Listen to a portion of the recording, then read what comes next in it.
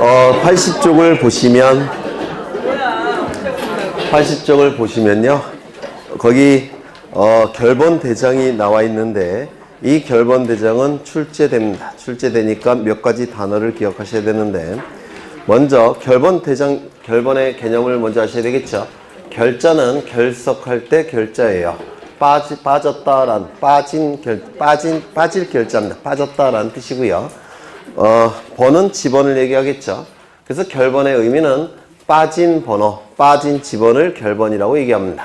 어디로부터 빠져 있을까요? 지적 공부에서. 아니에요. 네. 지적 공부에서 빠진 번호, 지적 공부에서 빠진 지번을 결번이라고 부릅니다. 지적 공부에서 빠진 지번. 그러면 이 결번은 어디에 등록이 되느냐? 결번 대장에 등록이 됩니다. 그래서 결번 대장에서 빠진 게 아니라 결번 대장에 등록이 돼요. 결번은 결번 대장에 등록이 되는데 그 옆에 지번 대장이라고 쓰십니다. 지번 대장. 결번 대장 옆에 지번 대장이라고 쓰시고요. 지번 대장에다가 X표 치십니다. 결번은 지번 대장에 등록되는 것이 아니라 결번 대장에 등록하는 겁니다. 결번은 지번 대장에 등록하는 게 아니라 결번 대장에 등록하는 겁니다. 지번 대장이라는 장부는 없습니다. 아예. 그래서 결번은 지번 대장에 등록한다. 이렇게 틀린 지문으로 나와요. 지번 대장이 아니라 뭐라고요? 결번 대장. 또한 이 결번 대장은 지적 공부일까요? 아닐까요? 아니겠죠. 그런데도 불구하고 그 밑에 네 줄 보시면 영구히 보존 관리라는 표현이 있습니까? 그 밑줄 치십니다. 영구 보존 장부예요. 그래서 결번 대장, 영구 보존 요 두 개의 단어만 기억하시면 돼요. 그 다음에 지번 색임표 이런 거 필요 없고 부동산 종합 공부 자주 출제가 되는데요. 81쪽 맨 밑에 보시면 먼저 부동산이라는 표현이 쓰여져 있으니까 토지 플러스 건물이 될 겁니다.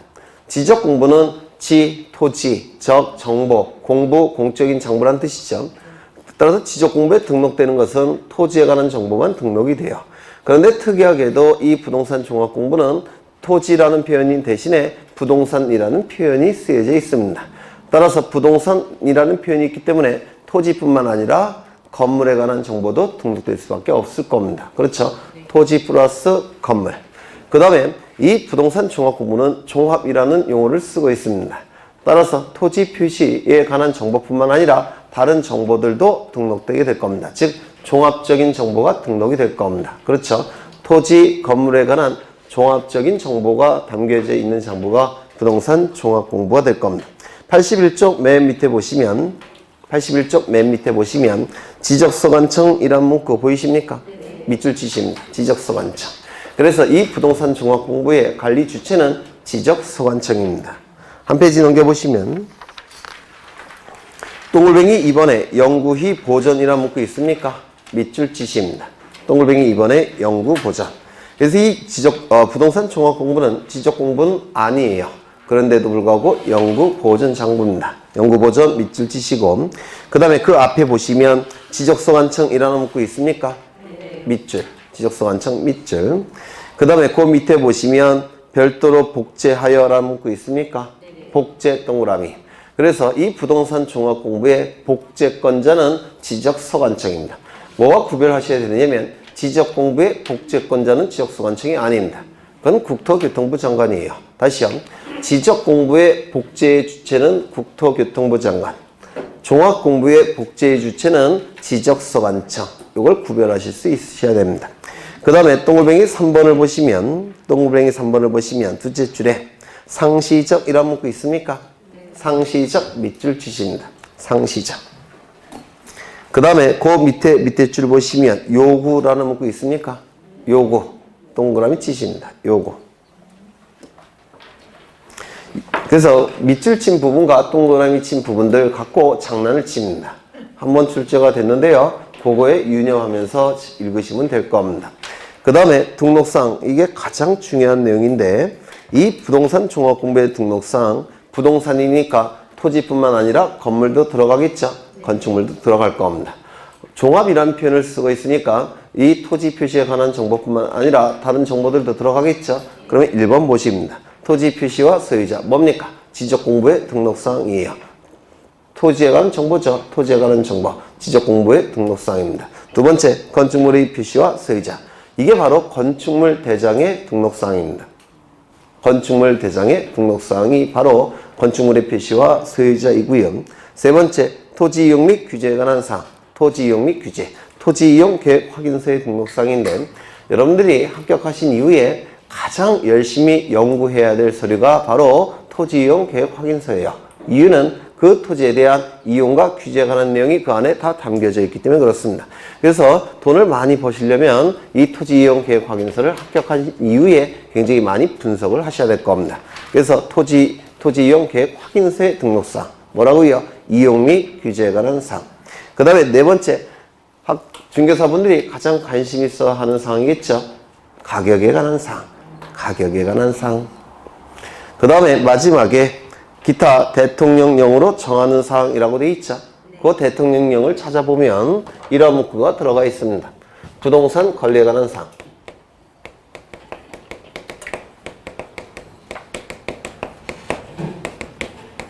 뭡니까? 등기부에 등기되는 사항입니다. 등기부를 통해서 공시하고자 하는 사항이에요. 부동산 관리에 관한 사항 써 넣으십니다. 대통령령이라고 되어 있죠. 그 옆에 여백에다가 부동산 관리에 관한 사항이라고 써 넣으셔야 돼요. 그러면 5가지 한번 외우지는 못하겠죠. 너무 시간이 짧으니까. 다만 외우려고 노력을 한번 해보겠습니다. 첫 번째, 힌트를 드릴게요. 지적공부의 등록사항 뭘까요? 토지 표시와 서의자. 두 번째, 건축물 대장의 등록사항은 뭘까요? 건축물의 표시와 서의자. 세 번째, 토지 이용 계획 확인서의 등록사항은 뭘까요? 이용 및 규제에 관한 사항. 어떻게 이용할지. 그리고 국가에서 규제한 내용이 뭔지. 토지 이용 및 규제에 관한 사항. 그 다음에 네 번째, 여러분들이 합격하신 이후에 제일 관심 있어 하는 사항은 뭘까요? 가격에 관한 사항. 가격. 왜냐하면 수수료가 그걸로 결정이 되겠죠. 마지막으로 등기부의 등기 사항입니다. 뭡니까? 부동산 관리에 관한 사항. 이렇게 5가지가 이 종합공부에서 가장 중요한 내용이 될 겁니다. 그 다음에 열람 및 증명서 발급이 나와 있는데 열람 및 증명서 발급. 보통 지적공부의 열람과 증명서 발급은 지적소관청에게 열람 발급 신청하겠죠. 그렇죠. 그런데 이 부동산 종합공부는 이게 만들어진 지 얼마 안 돼서 이건 종이로 만들어지지 않고 컴퓨터 파일 형태로 만들어져 있어요. 컴퓨터 파일 형태는 전산망이 다 연결되어 있겠죠. 그래서 여기에 누가 추가가 되느냐면 지적소관청 플러스 누가 추가될까요? 국민의 편의를 위해서 누구? 읍면동장이 추가되어 있습니다. 그래서 읍면동장 밑줄. 그 다음에 나중에 보실 건데요. 그냥 들어만 두세요. 인터넷을 통해서 열람을 할 때는 수수료가 무료입니다. 인터넷을 통해서 열람을 할 때는 수수료가 공짜예요. 작년에 출제가 될 줄 알았는데 안 나왔어요. 올해는 나오지 않을까 싶은데 다시요. 부동산 종합공부를 인터넷을 통해서 열람할 때는 수수료가 무료입니다. 열람만 해당이 돼요. 열람만. 인터넷을 통해서 열람할 때는 수수료 무료. 그 옆에다가 써놓으시고요. 지적공부는 얘기가 달라집니다. 지적공부는 인터넷을 통해서 열람 플러스 증명서 발급 2가지가 다 무료입니다. 지적공부는 인터넷을 통해서 열람하거나 증명서 발급받을 때는 다 무료예요. 하지만 종합공부는 열람만 무료가 된다는 겁니다. 언제요? 인터넷을 통해서 할 때는. 그 다음에 나중에 다시 정리할 때가 있습니다. 그 다음에 지적공부의 보존, 관리, 이용이 나와 있는데 거기 83쪽에 맨 밑에서 두째 줄 올라가 보시면 지적정보관리체계라는 문구가 있죠. 거기 밑줄 하나 쳐두십니다. 지적정보관리체계. 아까 써놓은 것 같은데 있네요. 지적정보관리체계. 이 컴퓨터 파일 형태는 저장 매체가 참으로 다양해요. 하드디스크도 있을 테고 자기 테이프도 있고 자기 테이프, 자기 디스크, 그렇죠. 하드디스크. 이렇게 컴퓨터 파일 형태의 저장 장치는 다양하니까 이렇게 두리뭉실하게 표현하고 있는 겁니다. 두리뭉실하게 지적정보관리체계라고 두리뭉실하게 표현하고 있는 거예요. 넘기겠습니다. 85쪽을 보시면 지적공부의 보존 반출 나와 있죠. 지적공부는 워낙 중요한 장부이기 때문에 지적소관청에 보관하고 영구히 보존해야 됩니다. 영구 보존 장부예요. 지적공부는 연구 보존 장부입니다. 컴퓨터 파일 형태건 종이 형태건 연구 보존 장부예요. 그렇다면 그 밑에 동글뱅이 1번을 보시면 1번은 컴퓨터 파일 형태를 제외한 종이 형태의 장부를 얘기하겠죠. 종이 형태의 장부는 어디다 보관한다고요? 지적서고에서 그 밑에 보시면 연구 보존하겠죠. 컴퓨터 파일 형태는 어디서 보관한다고요? 지적전산정보 시스템이 아니고요. 오타예요. 이거라니까요. 지적정보관리체계. 아까 법조문 보여드렸잖아요. 그래서 여기 지적전산정보 시스템은 옛날 법조문에 사용되던 용어입니다. 이게 오타예요. 지적정보관리체계. 이게 정확한 법조문상의 표현입니다. 지적정보관리체계. 그래서 거기 지적전산정보 시스템이라는 문구 있죠? 그걸 지우시고 요걸 써 놓으세요. 아까 밑줄 찐 거 지적정보관리체계. 제가 쓴 거 아니라고 했죠? 네, 저 욕하지 마시고요. 네. 지적정보관리체계 이렇게 써 놓으십니다. 그게 정확한 표현입니다. 그 다음에 이 컴퓨터 파일 형태는 누가 추가된다고 했죠? 누가 추가된다고 했죠? 시도지사가. 그렇죠. 시도지사가 추가된다는 거 좀 기억해 두셔야 됩니다. 거기 첫째 줄 보시면 시도지사, 시장수, 구청장 나와 있는데 시도지사 밑줄 치십니다. 그 다음에 거기 둘째 줄 보시면 국토교통부 장관은 지적전산정보 자료가 이 지적전산정보라는 문구는 옛날 법조문일 때 그때 이런 표현을 썼습니다. 지금은 지적정보관리체계라고 그 용어 자체가 바뀌었어요. 이 지적정보관리체계가 멸실되거나 훼손될 경우를 대비하여 지적공부를 복제하여 관리하는 시스템을 구축해야 된다 이렇게 돼 있죠. 국토교통부 장관 밑줄 복제 동그라미. 아까 말씀드렸죠. 부동산 종합공부의 복제의 주체는 누구라고요? 지적서관청. 지적공부의 복제의 주체는 누구라고요? 국토교통부 장관. 네, 국토교통부 장관. 지금 처음 오신 분들은 멍하실 텐데요. 괜찮아요. 아직 10달이나 남아서 계속 반복이 될 겁니다. 언제까지? 외울 때까지. 네, 그래서 안 틀려요. 네, 전혀 걱정 안 하셔도 됩니다. 뭐 민계공도 아닌데 틀릴 게 있겠습니까? 그렇죠. 네. 그 다음에 어디를 보시냐면 지적서고에서 연구 보존한다고 했죠.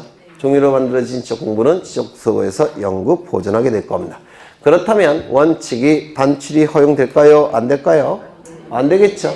반출을 허용할 수가 없습니다. 왜냐면 지적서고 밖으로 나가게 되면 분실, 소실, 훼손의 가능성이 나타나기 때문에 원칙은 반출을 금지합니다. 다만 예외가 존재할 겁니다. 예외 첫 번째. 천재지변이 발생한다면 더욱 안전한 장소로 옮겨야 되겠죠. 첫 번째 뭐라고요? 천재지변. 두 번째, 지적소관청보다 한 단계 더 높은 국가기관의 승인이 있다면 그때는 반출이 허용이 될 겁니다. 지적소관청보다 한 단계 더 높은 국가기관은 시도지사, 대도시시장이에요. 따라서 시도지사, 대도시시장의 승인이 있을 때는 반출이 허용이 될 겁니다. 그 정도 보시면 돼요. 그 다음에 지적정보 전담관리기구의 설치 나와 있는데 동글뱅이 1번을 보시면 국토교통부 장관 나와 있습니까? 밑줄 국토교통부 장관 밑줄. 그 다음에 동글뱅이 2번을 보시면 첫째 줄에 주민등록 전산자료 있습니까? 주 동그라미. 두 번째 가족관계 등록 전산자료 있습니까? 가 동그라미. 세 번째 부동산 등기 전산자료 부 동그라미. 공시지가 전산자료 공 동그라미. 다 치셨습니까? 그 여백에다가 이렇게 써 넣으세요. 여백에다가 주가 공부 여백에 써 넣으세요. 자주 출제합니다. 그래서 이 부동산과 이 주식은 번갈아 가면서 화랑과 침체가 반복되죠. 그래서 부동산이 잘 되면 이 주식은 좀 떨어지고 주식이 잘 되면 부동산이 좀 올라갈 겁니다. 그래서 돈 많이 벌기 위해서는 두 개 다 아셔야 돼요. 지금 중개사 공부하고 있죠. 이것도 이제 중개사 공부 좀 심심하시면 이것도 같이 공부하시는 게 좋아요. 주가 공부. 네, 이렇게라도 외우시라고요. 주가 공부 외우셔야 되고요. 넘기겠습니다. 그 다음에 지적 공부에 공개가 나와 있는데 이건 나중에 볼게요. 나중에 보는데 넘어가겠습니다. 쭉 넘어가셔서 이제 88쪽의 지적 공부의 복구를 보십니다. 88쪽의 지적 공부의 복구. 여기 한 필지 토지가 존재합니다. 이 토지에 관한 정보가 조사와 측량의 방법으로 수집이 될 겁니다. 이 수집된 정보는 지적 공부라는 공적인 장부에 토지 표시에 관한 정보와 소유자에 관한 정보가 등록이 될 겁니다. 누구에 의해서? 지적소관청에 의해서. 그리고 지적소관청에 의해서 관리가 될 테고, 궁극적으로는 주권자인 국민에게 그 정보는 공적으로 보여줘야 될 겁니다. 공시해야 될 겁니다. 이게 바로 지적제도예요. 그런데 이 지적 공부가 멸실이 된다든지 또는 크게 훼손이 됐더라는 겁니다. 여기서 멸은 소멸되었다라는 뜻이고요. 실은 분실되었다라는 뜻이에요. 따라서 소멸되고 분실되는 거, 이를 멸실이라는 용어를 씁니다. 훼손은 크게 망가졌다는 뜻입니다. 그러면 지적 공부가 멸실 훼손되게 되면 이 공시 기능이 어떻게 됩니까? 중단이 되는 겁니다. 떨어질 정도가 아니라 중단이 돼버려 없어졌으니까, 또는 크게 훼손되었으니까 중단이 되는 겁니다. 그런데 이 공시 기능이 중단되는 상태가 있어서는 안 됩니다. 그렇죠? 따라서 다시 회복시켜야 될 겁니다. 그러기 위해서는 이 지적 공부를 다시 만들어야 될 겁니다. 토지 표시에 관한 정보도 다시 만들어야 되고, 소유자에 관한 정보도 다시 만들어야 될 겁니다. 이를 지적 공부를 복구한다라고 얘기를 합니다.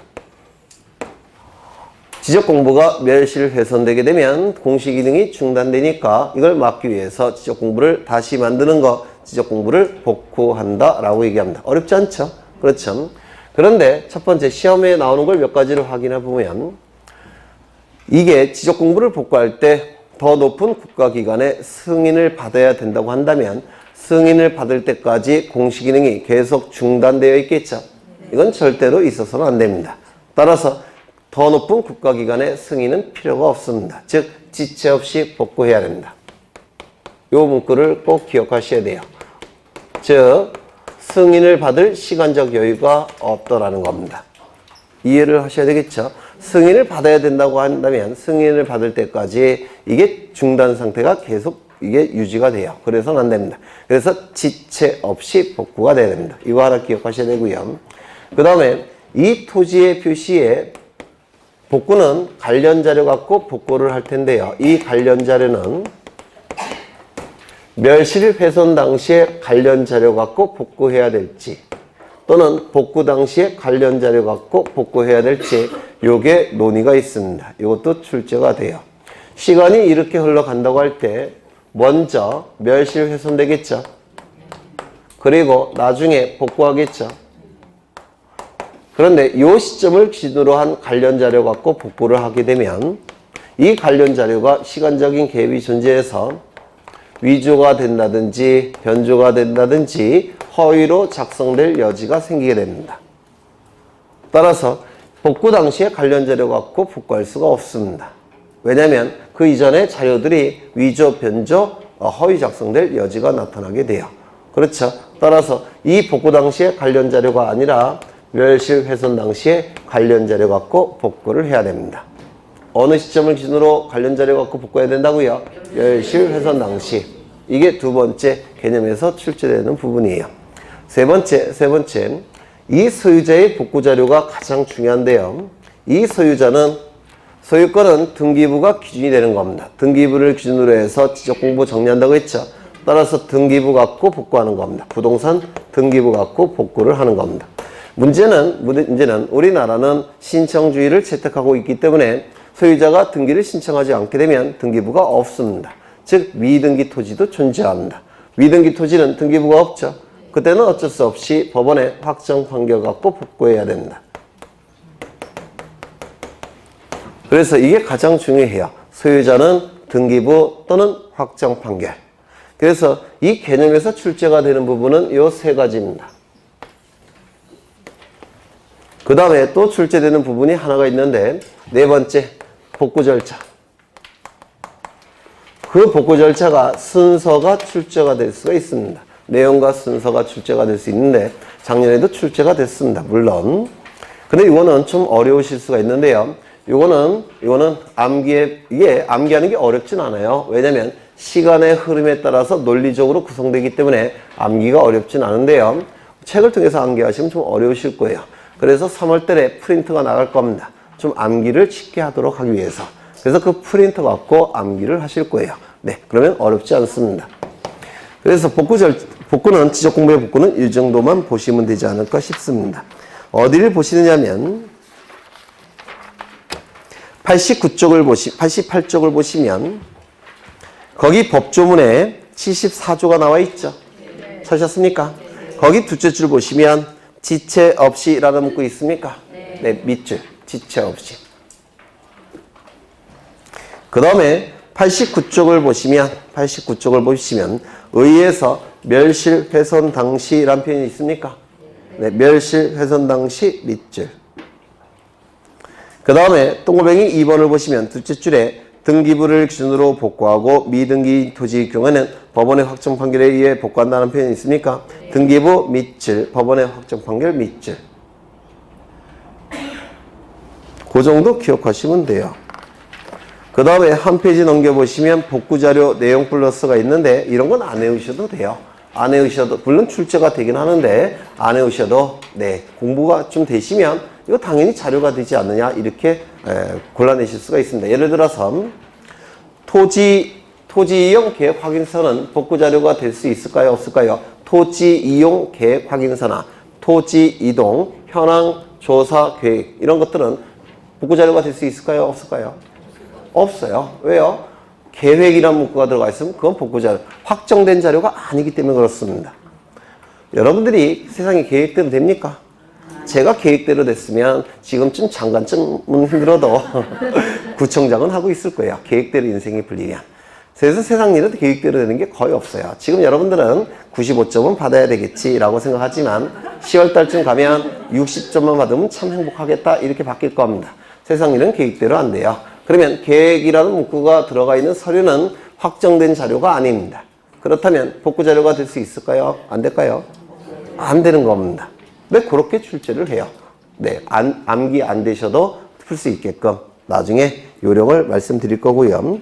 그 다음에 복구 절차 이걸 외우셔야 되는데 좀 어렵겠지만 나중에 프린트로 외우시면 그다지 어렵지 않습니다. 너무 걱정 안 하셔도 되고요. 넘어가겠습니다. 이제 토지 이동 및 지적 정리를 보실 겁니다. 토지 이동 및 지적 정리를 보실 거예요.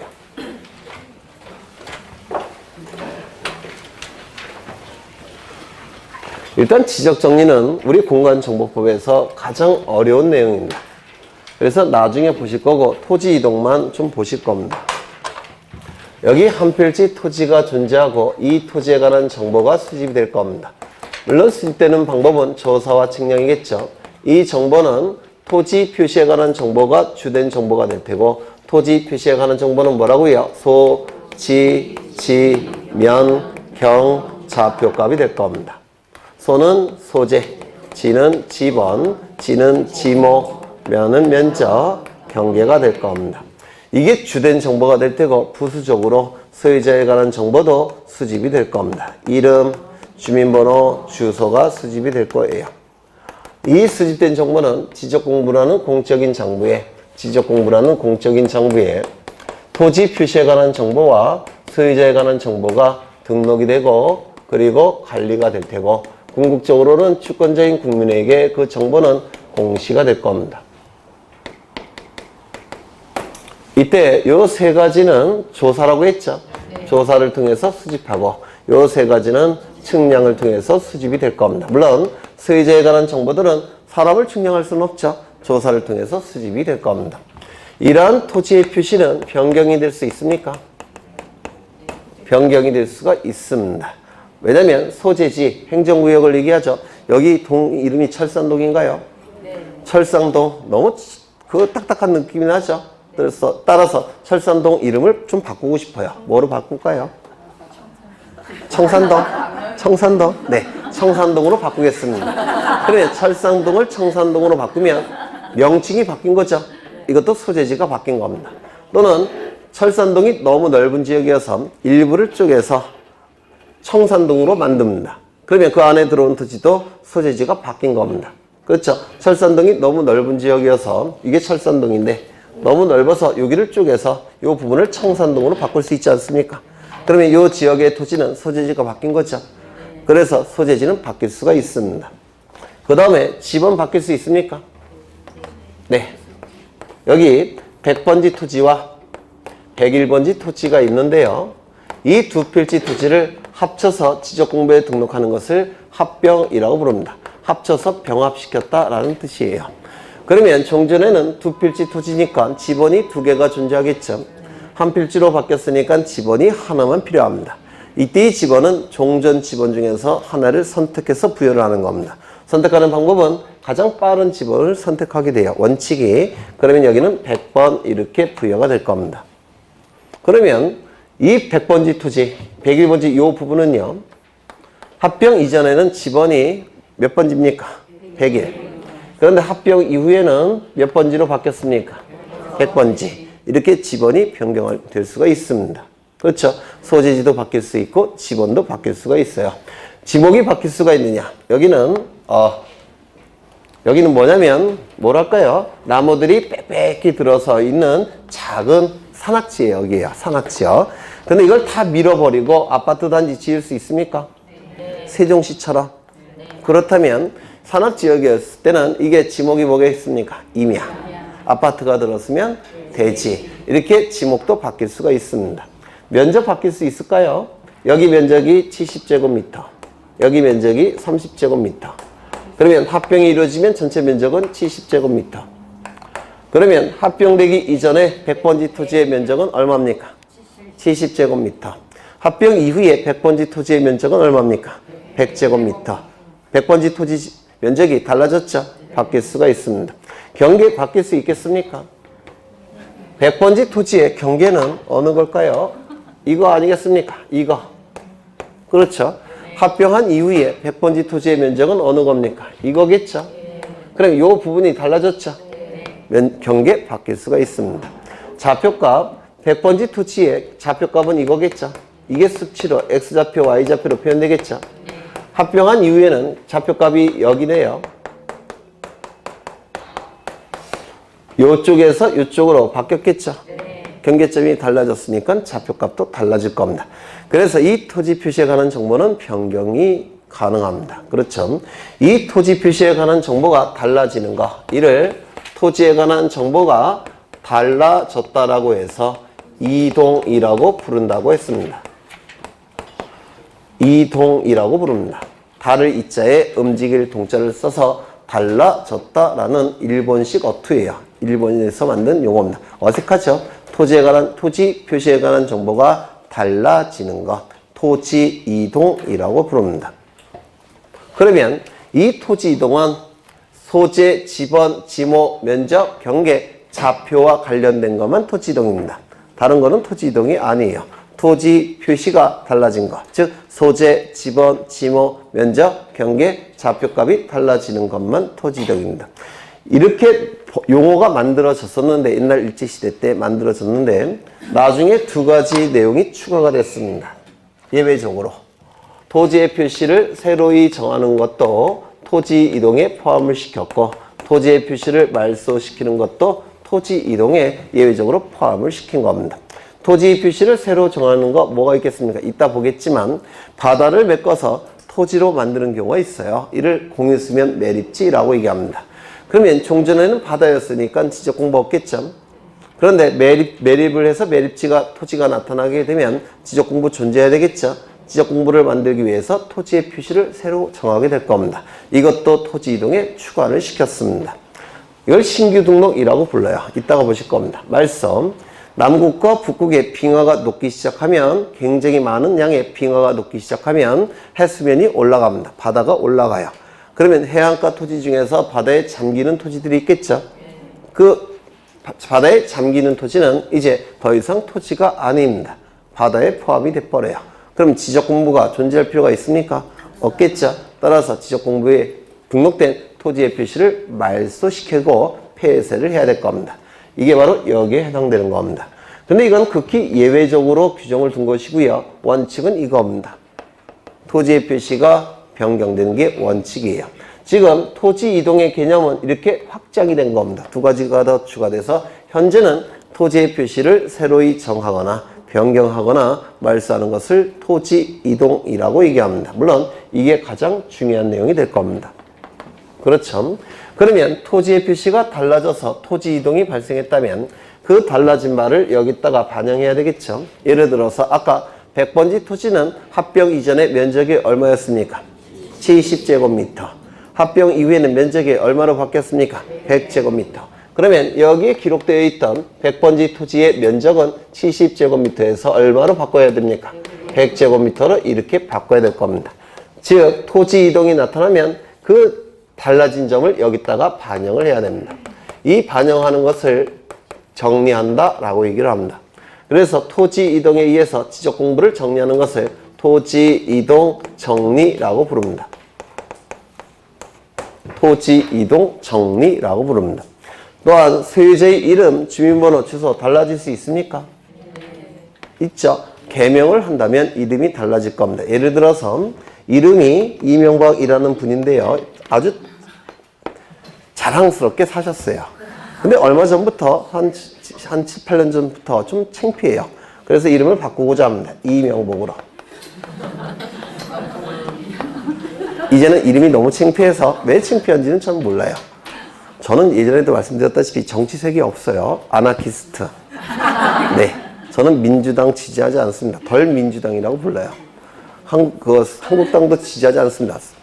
네, 새머리당이라고 불러요. 그래서 저는 지지 정당이 아예 없어요. 네, 그래서 오해하지 마시라고요. 네, 여간 개명을 하면 이름이 바뀝니다. 또한 여기 주민번호 바뀔 수 있죠. 성 전환 수수를 받게 되면 뒤에 있는 자리 1이 2로, 2가 1로 바뀌어요. 주민번호 바뀔 수 있습니다. 주소 이사만 하면 주소가 바뀝니다. 이거를 소유자에 관한 정보가 바뀌는 거. 이를 뭐라 부릅니까? 소유자 변경이라고 부릅니다. 소유자 정보가 바뀌는 걸 소유자 변경이라고 불러요. 그러면 변경이 됐다면 변경된 바를 여기다가 반영해야 되겠죠. 예를 들어서 이름이 바뀌었다면 여기에 기록되어 있는 이명박을 이명복으로 바꿔줘야 되겠죠. 네, 이를 정리한다라고 얘기합니다. 소유자 정리라고 얘기를 할 겁니다. 이 두 가지를 합해서 뭐라고 했죠? 지적 정리라고 얘기를 합니다.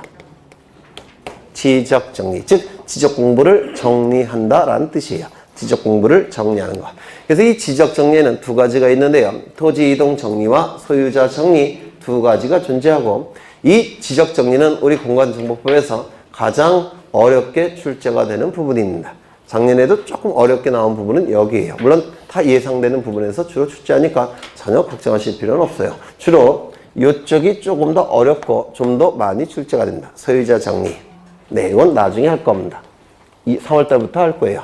지적 정리는 3월 달부터 진행을 할 겁니다. 그러면 이러한 토지 이동 정리의 원인이 되는 토지 이동이 무엇인지 이제 공부를 하셔야 될 텐데, 이 토지 이동은 크게 두 가지로 나눠지는데, 일반적 토지 이동. 일반적 토지 이동은 그 의미가 뭐냐면 토지 자체에 변화가 있기 때문에 지적 공부도 정리해야 되는 경우, 이를 일반적 토지 이동이고 원칙적인 토지 이동입니다. 토지 자체에서 변화가 있어서 지적 공부도 바꿔줘야 되는 경우, 이를 일반적 토지 이동이라고 부르고요. 토지 자체에는 변화가 없지만 지적 공부를 바꿔야 되는 경우가 있습니다. 이를 특수한 토지 이동이라고 불러요. 토지 자체에는 변화가 없는데도 불구하고 지적 공부를 바꿔야만 되는 경우가 있습니다. 이를 특수한 토지 이동이라고 불러요. 이게 원칙이 될 테고 여기에 예외가 될 겁니다. 이 원칙적인 일반적 토지 이동은 외워두셔야 되는데 6가지. 첫 번째, 신규 등록. 11월 달에 했죠. 두 번째, 등록 전환. 지금쯤이면 나오셔야 돼요. 11월 달부터 오신 분들은 나오셔야 될 텐데, 세 번째, 분할. 네 번째, 합병. 다섯 번째, 지목 변경. 여섯 번째, 바다가 된 토지의 등록 말소. 바다가 된 토지의 등록을 말소하는 것. 토지가 바다가 됐다면 지적 공부 필요 없죠. 따라서 지적 공부에 등록된 내용을 말소하는 것. 바다가 된 토지의 등록 말소라고 부릅니다. 이 6가지는 골고루 출제가 돼요. 골고루 출제가 되니까 일단은 자꾸 읽으셔갖고 용어가 익숙해지셔야 될 겁니다. 특수한 토지 이동은 등록상 정정. 등록상 정정. 두 번째, 축척 변경. 오늘 보실 거예요. 개념은. 축척 변경. 세 번째, 지번 변경. 네 번째, 토지의 표시 방법 변경. 토지의 표시 방법 변경. 이 토지의 표시 방법 변경이 뭐냐면 토지 표시에 관한 정보 중에서 면적이 있죠. 그렇죠. 소재, 지번, 지모, 면적, 경계, 좌표. 면적도 있죠. 이 면적은 예전에 표시 방법이 뭐였습니까? 평 단위를 썼어요. 지금은 미터법이 만들어져서 평 단위를 쓰시면 안 돼요. 지금은 제곱미터 단위를 쓰셔야 됩니다. 이게 바로 토지의 표시 방법 변경이라고 불러요. 어렵지 않죠? 그 다음에 다섯 번째, 행정구역 변경 또는 행정구역의 명칭 변경. 이건 공통점이 뭘까요? 토지 자체에는 변화가 하나도 없습니다. 그런데 지적 공부를 정리해야 되는 경우예요. 이게 공통점이 하나씩 보실 거예요. 그래서 이거를 이렇게 외워달라고 부탁을 드린 적이 있습니다. 등측, 지, 토, 해. 원칙적인 모습은 이걸 자꾸 읽으셔서 익숙해지셔야 돼요. 그리고 이거는 특수한 거니까 일단은 등축, 지토행 처음 오신 분들은 이렇게 외워두시고요. 11월, 12월 달에 오신 분들은 이거 좀 외우시려고 노력하셔야 될 겁니다. 등록상 정정, 축, 축척 변경, 지, 지번 변경, 토, 토지의 표시 방법 변경, 행정구역 변경, 명칭 변경. 그러면 이제 책을 좀 확인하겠습니다. 92쪽을 보시는데요. 92쪽. 찾으셨습니까? 네. 먼저 토지 이동의 개념이 출제가 되니까 꼭 기억해 주셔야 돼요. 토지의 표시를 새로이 정하거나 변경하거나 말소하는 것을 토지 이동이라고 얘기합니다. 토지의 표시를 새로이 정하거나 변경하거나 말소하는 것을 토지 이동이라고 해요.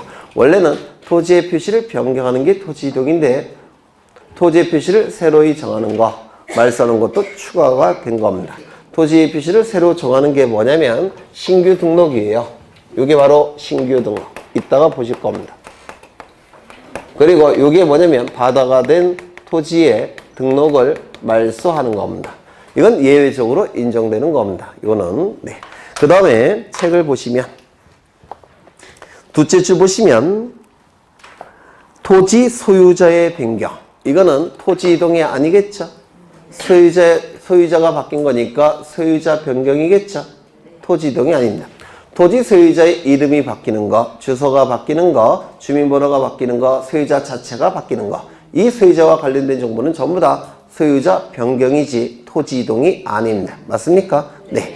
그 다음에 개별 공시지가의 변경, 토지 등급의 변경 이런 것들도 토지 이동이 아닙니다. 토지 이동은 소재, 지번, 지모, 면적, 경계, 좌표를 새로이 정하거나 변경하거나 말소하는 것만 토지 이동이에요. 즉 소재, 지번, 지모, 면적, 경계, 좌표와 관련된 것만 토지 이동입니다.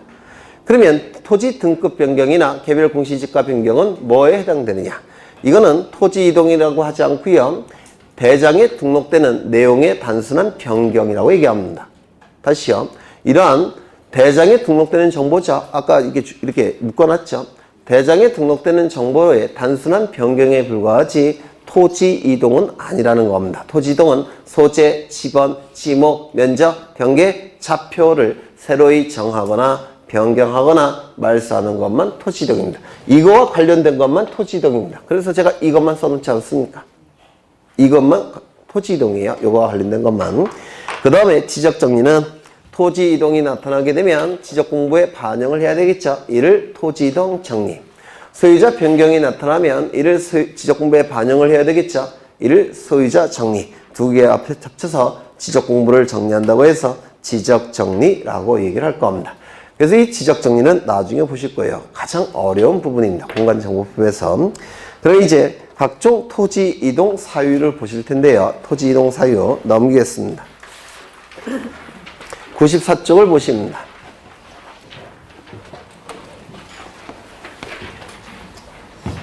여기 한 필지 토지가 있을 테고 이 토지에 관한 정보가 수집이 될 겁니다. 그리고 지적공부라는 공적 장부에 토지 표시에 관한 정보와 소유자에 관한 정보가 등록이 될 겁니다. 그리고 관리가 될 테고 주권적인 국민에게 공시가 이루어지게 될 겁니다. 그렇겠죠? 그런데 이 토지가 미등록 토지라는 겁니다. 지적공부에 등록된 적이 없는 토지라는 겁니다. 그러면 이러한 미등록 토지는 어떠한 경우에 발생하느냐면 첫 번째, 공유수면을 매립하면 공유수면 매립, 바다를 메꿔서 토지로 만드는 것을 공유수면 매립이라고 부르고 그렇게 만들어진 토지를 공유수면 매립지라고 부릅니다. 그러면 바다를 메꿔서 토지가 만들어졌으니까 지적공부에 등록하기 전까지는 한 번도 지적공부에 등록된 적이 없겠죠? 네. 그렇죠. 미등록 토지가 될 겁니다. 또는 등록이 누락된 토지도 있을 거예요. 어떠한 토지가 보통 등록이 누락되어 있느냐면 무인도 같은 경우. 한 번도 사람이 발견한 적이 없는 무인도 같은 경우. 이런 것들은 등록이 누락되어 있을 겁니다. 사람이 안 사니까. 물론 등록되어 있을 수도 있겠지만 한 번도 발견된 적이 없다면 지적공부 없겠죠, 당연히. 네, 이러한 토지들은 미등록 토지일 겁니다. 그러면 이러한 미등록 토지에 대해서 정보를 수집해서 지적공부에 토지의 표시와 소유자를 처음으로 등록하는 경우가 있겠죠. 맨 처음에 등록하는 경우가 있을 겁니다. 이를 신규 등록이라고 부릅니다. 어렵지 않죠? 지적공부에 맨 처음에 등록할 때 이를 신규 등록이라고 부릅니다. 이때 이 신규 등록은 원칙적으로 소유자가 신청하는 겁니다. 언제까지 신청해야 되냐면 60일 이내에 신청해야 된다. 사유 발생일로부터 60일 이내에 신청을 해야 돼요. 그런데 60일이 경과되도록 신청하지 않게 되면 지적소관청은 마냥 기다려야 됩니까? 그건 아니겠죠. 직권으로라도 등록을 해야 됩니다. 원칙은 소유자가 60일 이내에 신규 등록을 신청해야 되는 것이고 60일 이내에 신청하지 않게 되면 지적소관청은 직권으로라도 등록을 해야 됩니다. 그 소유자가 신청을 하면 여기에 소유자에 관한 정보가 기록되겠죠. 맞습니까? 갑이 신규 등록을 신청한다면 갑에 관한 정보가 이 지적공부에 등록이 될 겁니다. 그렇다면 지적소관청이 이걸 등록하기 위해서는 갑에게 진짜 소유권이 있는지 여부를 지적소관청이 확인해야 될 겁니다. 맞습니까? 그런데 문제는 신규 등록할 때는 등기부가 있을까요? 없을까요? 없습니다. 있을 리가 없죠. 등기부가 아직 만들어지기 전 단계예요. 그러면 등기부가 규진이 돼서 소유자를 확인할 수는 없을 테고 신청인이 자신에게 소유권이 있다는 사실을 증명할 수 있는 자료를 제출해야 됩니다. 등기부는 없으니까. 그렇죠? 그래서 이 신규 등록에서 출제가 될 수 있는 건 두 가지예요. 첫 번째, 60일 이내에 신청해야 된다는 것. 60일이 지나도록 신청하지 않으면 지적소관청은 직권으로라도 등록한다는 것. 이게 출제가 될 수가 있고요.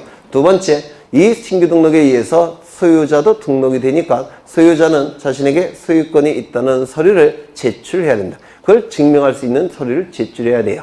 그러면 소유권을 증명할 수 있는 서류가 뭐가 있는지 이게 또 출제될 여지가 있습니다. 그래서 신규 등록을 보시면 거기 신규 등록의 신청 며칠 이내에 신청해야 된다고요? 60일. 토지 이동은 대부분 60일입니다. 60일. 두 번째, 첨부 서류, 소유권을 증명하는 서류가 되겠죠? 네, 이거 별표 하나 쳐두십니다. 그냥 일단 별표만 치세요. 그 내용도 다 설명할 거예요. 왜 이것이 소유권을 증명할 수 있는 자료가 되는지를 나중에 조금 더 설명을 할 겁니다. 그 다음에 어디를 보시냐면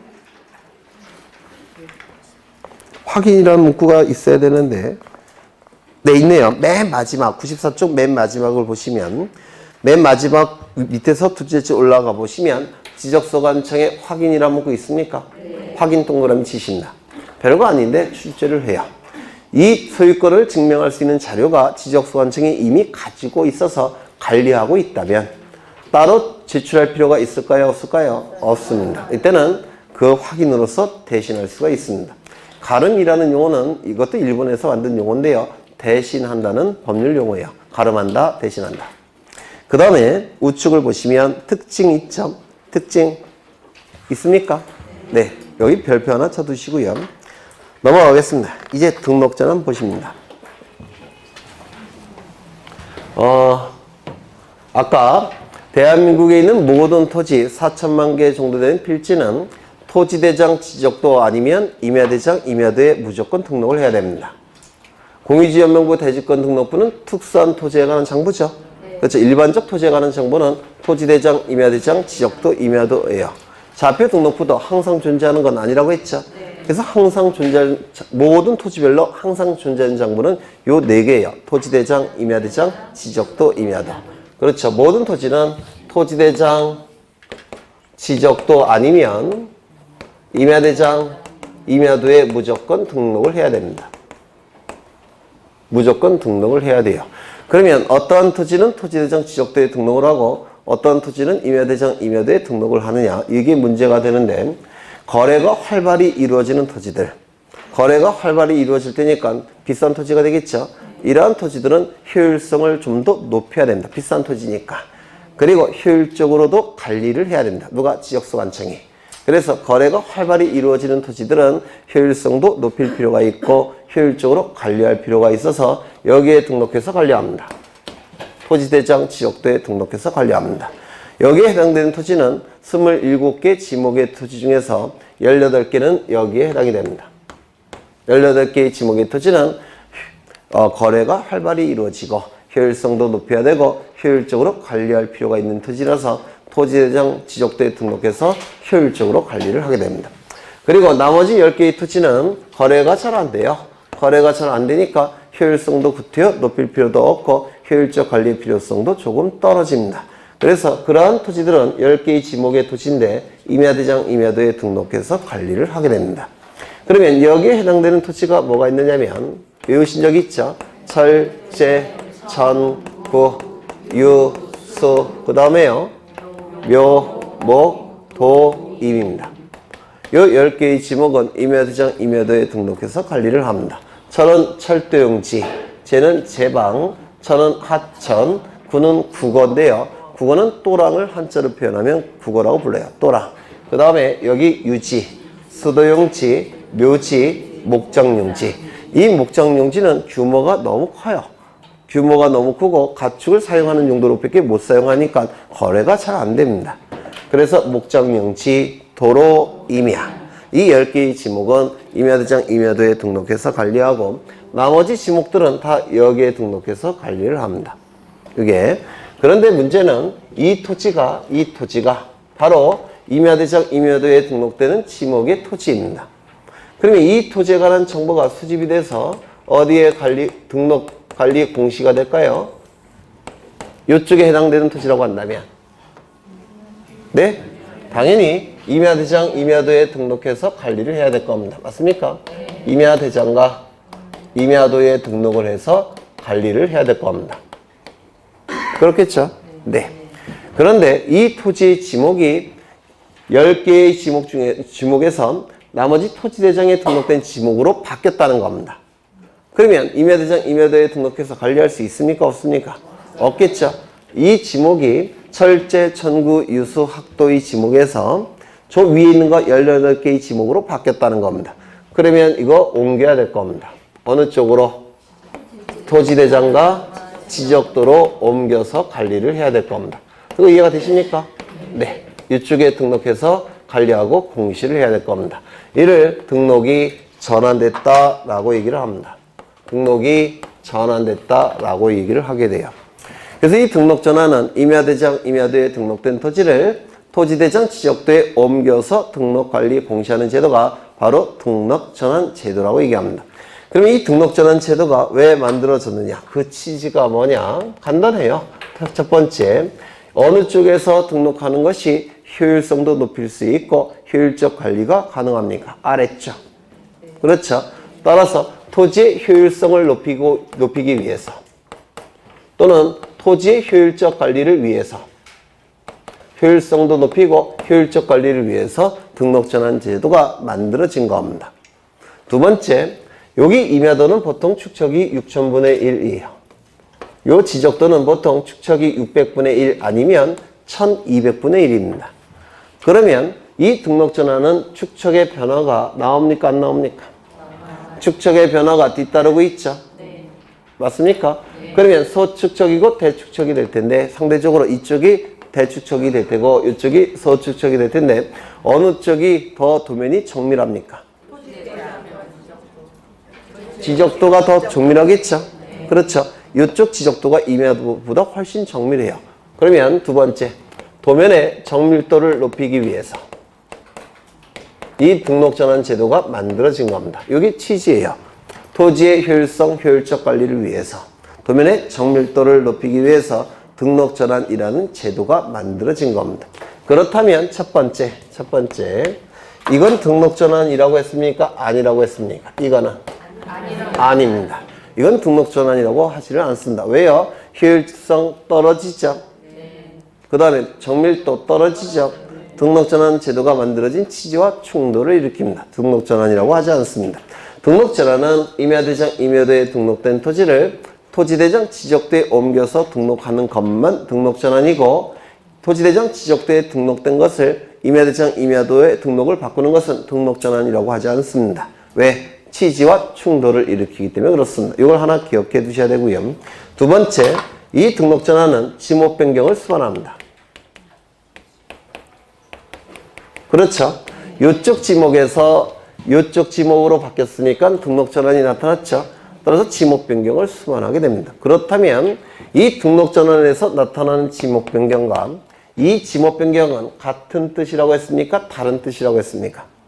다른 뜻입니다. 다른 뜻이에요.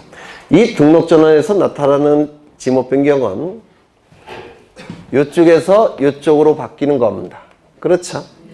그런데 이 지목 변경은 뭡니까? 이거는 이 안에서 바뀌는 거 또는 이 안에서 바뀌는 거 또는 이쪽에서 이쪽으로 바뀌는 건 등록전환이 아니죠. 그럼 이게 바로 지목 변경이라는 겁니다. 이거 이해가 되십니까? 이쪽에서 이쪽으로 바뀌는 것만 등록전환의 지목 변경이고 요 안에서 바뀌는 거, 요 안에서 바뀌는 거 또는 이쪽에서 이쪽으로 바뀌는 거 이게 바로 지목 변경에 해당이 되는 겁니다. 그래서 등록전환의 지목 변경과 이 지목 변경 지도에서의 지목 변경은 용어는 같은 걸 쓰지만 그 안에 들어가 보면 의미는 다릅니다. 그렇죠? 네, 그걸 먼저 이해해 두시고요.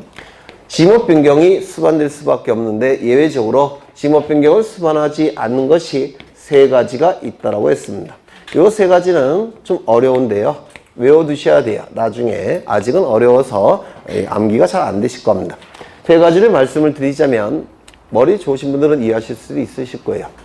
대부분의 토지가 등록 전환되어 나머지 토지를 임야도에 존치시키는 것이 불합리하다면 그 나머지 토지마저도 지목 변경 없이 등록 전환합니다. 대부분의 토지가 지목 변경이 이루어져서 등록 전환을 했다는 겁니다. 그런데 나머지 등록 전환이 안 된 나머지 토지도 있겠죠. 그 토지 때문에 임야도를 존치시키는 것이 불합리하다면 그 나머지 토지마저도 지목 변경 없이 등록 전환을 합니다. 다시요. 대부분의 토지가 등록 전환되어 나머지 토지를 임야도에 존치시키는 것이 불합리하다면 그 나머지 토지마저도 지목 변경 없이 그냥 등록 전환을 합니다. 두 번째, 나중에 그림을 통해서 설명을 드릴 거예요. 걱정 안 하셔도 돼요. 두 번째는 사실상 형질 변경이 이루어져서 등록 전환을 했지만 관련 법령에 의해서 지목 변경을 금지하고 있다고 한다면 지목 변경은 할 수가 없어요. 그때는 지목 변경 없는 등록 전환을 합니다. 다시요. 사실상 형질 변경이 이루어져서 등록 전환을 했지만 관련 법령에 의해서 지목 변경이 금지되어 있다면 어쩔 수 없이 지목 변경 없는 등록 전환을 할 겁니다. 세 번째, 도시군 관리 계획선에 따라서 토지를 분할하는 경우. 도시군 관리 계획선에 따라서 토지를 분할하는 경우. 관리라는 표현을 쓰고 있죠. 네. 관리라는 표현을 쓰고 있으니까 관리하겠다는 거죠. 네. 그 지역의 토지는 어떻게 해야 될까요? 토지 대장 지역도에 등록돼서 집중적으로 관리가 될 겁니다. 그런데 용도가 안 바뀐 토지도 있겠죠. 그 용도가 바뀌지 않은 토지는 지목 변경 없이 그냥 등록 전환만 하게 됩니다. 다시요. 도시군 관리 계획선에 따라서 토지를 분할하는 경우 이때도 지목 변경 없는 등록 전환이 나타납니다. 이런 세 가지가 있습니다. 나중에 그림을 통해서 다시 설명을 드릴 테니까 네, 그냥 이런 게 있다라고만 생각하시면 돼요. 그 다음에 세 번째, 축척의 변화가 나타납니까? 여기 6000분의 1에서 600분의 1로 바뀌고 있죠. 축척의 변화가 나타납니다. 그러면 이 등록 전환은 축척의 변화가 나타나는데 그 축척의 변화는 이 축척 변경과 같은 뜻일까요? 다른 뜻일까요? 다른 뜻입니다. 이 축척의 변화는 이 축척 변경 제도와 다른 뜻입니다. 그 이유는 이 축척 변경 제도는 소축척의 지적도에서 대축척의 지적도로 바뀌는 것이 축척 변경이에요. 축척 변경이라는 개념 자체가 소축척의 지적도에서 대축척의 지적도로 바뀌는 것이 축척 변경인데, 등록 전환은 소축척의 임야도에서 대축척의 지적도로 바뀌고 있죠. 그래서 임야도에서 지적도로 바뀌는 건데 여기는 지적도에서 지적도로 바뀌고 있죠. 따라서 등록 전환의 축척의 변화는 축척 변경 제도의 축척 변경이 아닙니다. 그렇다면 축척 변경에 관한 공간정보법의 규정들은 등록 전환에 적용될까요? 적용되지 않을까요? 네? 적용되겠습니까? 등록 전환의 축척의 변화는 축척 변경 제도의 축척 변경이 아니라고 했죠. 그러면 축척 변경 제도와 관련된 공간정보법의 규정은 등록 전환에 적용될 여지가 아예 없습니다. 개념이 다르니까. 그렇죠? 이런 것들이 개념과 관련해서 출제가 됩니다. 조금 어려운 거 하겠습니다. 조금. 소축척에서 대축척으로 바뀝니다. 그러면 소축척과 대축척을 비교해보면 어느 것이 더 정밀할까요? 대축척이 훨씬 정밀해야 됩니다. 그래서 임야도보다는 지적도가 훨씬 정밀하게 경계가 그려집니다. 맞습니까? 그러면 정밀한 경계를 새로 그려야 됩니다. 그렇죠? 정밀한 경계를 다시 수집해야 돼요. 경계를 수집할 때 뭐가 필요할까요? 아까 경계를 그릴 때는 뭐가 필요하다고 그랬죠? 측량. 그렇죠? 측량이 필요합니다. 그래서 이때 하는 측량이 등록 전환 측량이라고 부릅니다. 그러면 이 등록 전환 측량을 통해서 경계가 새롭게 그려질 겁니다. 지적도에. 맞습니까? 이것보다 훨씬 정밀한 경계가 그려질 겁니다. 지적도에. 그러면 경계가 새롭게 그려졌으니까 면적도 바뀌겠죠? 바뀌어야 안 바뀌어요? 면적 안 바뀌어요. 경계가 움직이니까, 경계가 움직이면 면적이 바뀌는 거 아닙니까? 1mm라도 아닌가요? 이게 어려우신가? 이 경계가 일로 조금 옮겼습니다. 이렇게. 보다 정밀하게 수집을 해보니까 잘못 그려진 경계예요. 그래서 이쪽으로 옮겼습니다. 그러면 이만큼 면적이 늘어나는 거 아닙니까? 그래서 경계가 새로 그려지면 면적은 다시 측정을 해야 됩니다. 그래서 등록 전환 측량을 통해서 경계가 지적도에 새롭게 그려질 테고, 그 경계가 새로 그려졌으니까 면적이 다시 구해져야 되겠죠. 이 새롭게 구해진 면적을 등록 전환될 면적이라고 부릅니다.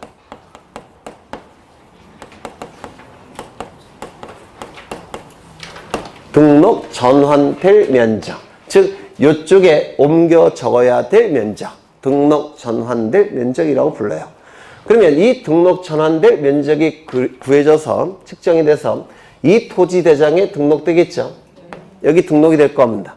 여기 토지대장에 등록이 되면 등록 전환이 이미 된 면적, 등록 전환된 면적 이렇게 부릅니다. 그래서 여기에 등록이 되면, 토지대장에 등록이 되면 등록 전환된 면적, 여기 토지대장에 아직 등록되기 전에를 등록 전환될 면적.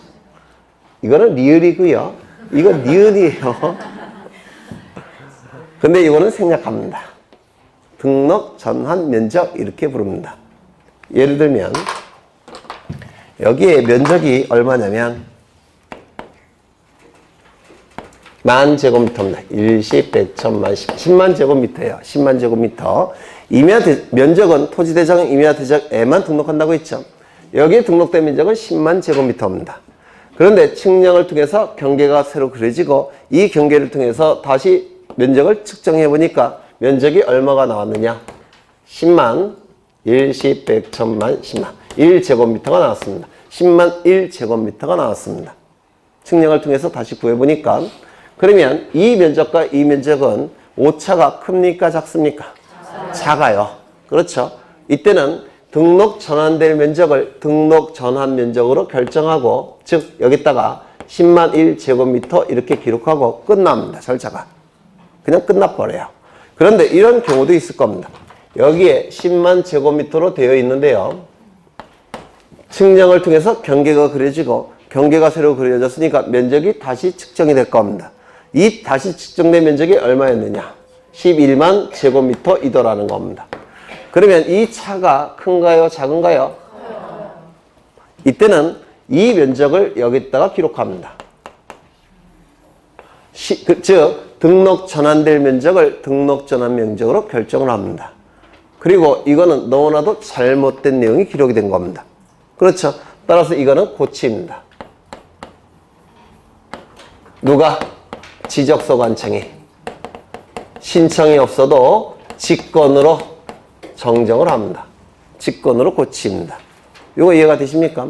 임야 대장에 등록된 면적과 등록 전환될 면적의 차가 오차 허용 범위 이내일 때는 등록 전환될 면적을 등록 전환 면적으로 결정하고 끝납니다. 그런데 임야 대장에 등록된 면적과 등록 전환될 면적의 차가 오차 허용 범위를 초과한다면, 차가 크다면 등록 전환될 면적을 등록 전환 면적으로 결정하고 임야 대장에 등록된 면적은 지적소관청이 직권으로 정정을 해야 됩니다. 차가 크니까, 너무나도 잘못 표기된 면적이니까. 이해되십니까? 괜히 했다는 생각도 듭니다. 나중에 할 거예요. 그러면 책을 좀 보겠습니다. 등록 전환 96쪽을 보시는데요. 96쪽.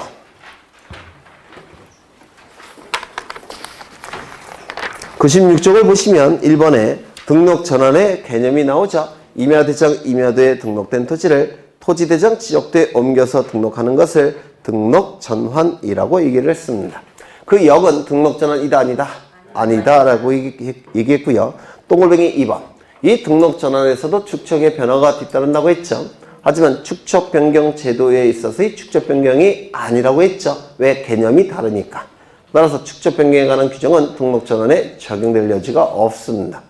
그 다음에 등록 전환의 신청, 이것도 사유 발생일로부터 60일 이내에 신청합니다. 60일 이내에 신청하지 않게 되면 지적소관청이 직권으로 등록 전환을 할 겁니다. 며칠이라고요? 60일. 그렇죠. 등록 전환 대상 토지를 보시면 1번에 원칙이 지목 변경을 수반한다고 그랬죠. 다만 지목 변경을 수반하지 않는 등록 전환이 3가지가 있다라고 했는데요. 이 3가지가 암기하는 게 쉽지 않습니다. 그래서 그림을 통해서 설명을 드릴 거예요. 암기를 위해서. 그래서 별표, 기억, 니은, 디귿 앞에다가 별표는 치십니다. 큼지막한 별표 치셔도 되고요. 조그만 별표 10개 치셔도 돼요. 그 다음에 처리 절차. 첨부서류. 거기 동글뱅이 2번을 보시면 확인이라는 문구 있습니까? 네, 확인 동그라미 치십니다. 별거 아닌데도 출제를 해요. 확인 동그라미 치시고. 처리 절차 1번. 금방 설명이 된 겁니다. 임야 대장에 등록된 면적과 등록 전환될 면적의 차가 오차 허용 범위 이내일 때는 등록 전환될 면적을 등록 전환 면적으로 결정하고 끝납니다. 그런데 임야 대장에 등록된 면적과 등록 전환될 면적의 차가 오차 허용 범위를 초과할 때는 이 임야 대장에 등록된 면적을 직권으로 정정하고 등록 전환될 면적을 등록 전환 면적으로 결정하게 될 겁니다. 그런 내용이 여기 1번에 나와 있는데요. 1번의 내용은 좀 어려운 내용이에요, 사실. 그래서 이 정도 수준이 출제가 되면 어려운 문제가 출제가 됐다라는 평가를 받습니다. 네, 여기에 1번 별표 하나 쳐두시고요. 넘어가겠습니다. 그 다음에 분할부터 보실 건데요. 이건 좀 쉬었다 하죠. 네, 쉬었다 하겠습니다.